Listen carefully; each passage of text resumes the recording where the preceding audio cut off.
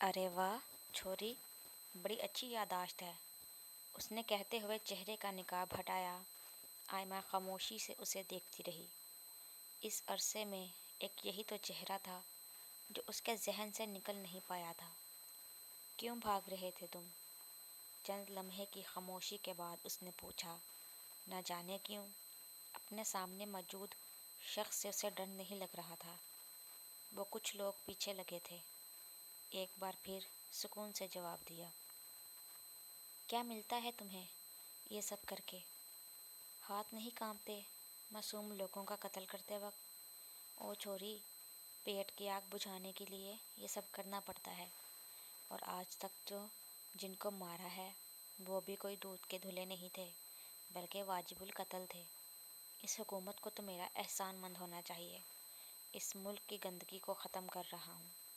شیر افکن فخر سے اپنے کالر کھڑے کرتا ہوا بولا۔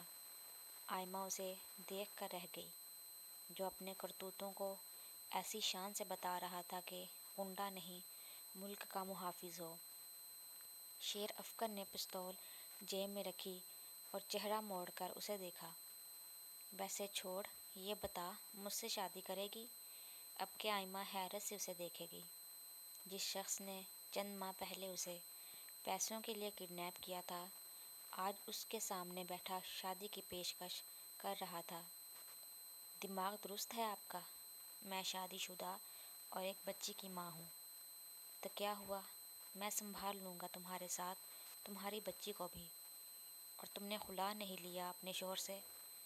وہ ایسے بول رہا تھا جیسے بہت بے تکلفی ہو ان میں۔ یہ آپ کا مسئلہ نہیں ہے۔ اور گاڑی سے اترے، مجھے گھر جانا ہے، وہ ناگواری سے بولی۔ حالانکہ احتشام کے جیل جانے کے بعد ہی اس نے خلا کا کیس بھی دائر کر دیا تھا، مگر اس غنڈے کو بتانا اسے مناسب نہیں لگا۔ ابھی تو جا رہا ہوں، لیکن سوچنا ضرور میری آفر کے بارے میں، قسم سے بہت خوش رکھوں گا۔ وہ کہتا ہوا فوراً گاڑی سے باہر نکل گیا، مگر اس کے لفظوں کی بازگشت نے آئمہ کا پیچھا نہیں چھوڑا۔ گھر آنے کے بعد بھی شیر افکن کو سوچتی رہی تھی۔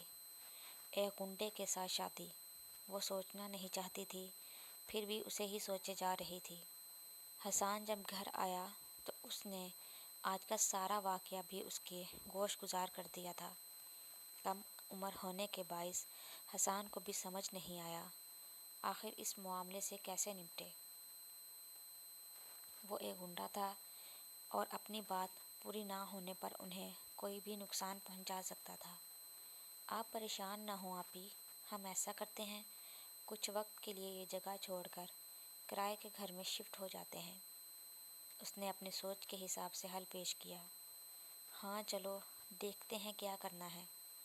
آئمہ پھیکا سا مسکرائی اور جنت کو لیے اپنے کمرے کی جانب بڑھ گئی۔ وہ حسان کو مزید پریشان نہیں کرنا چاہتی تھی۔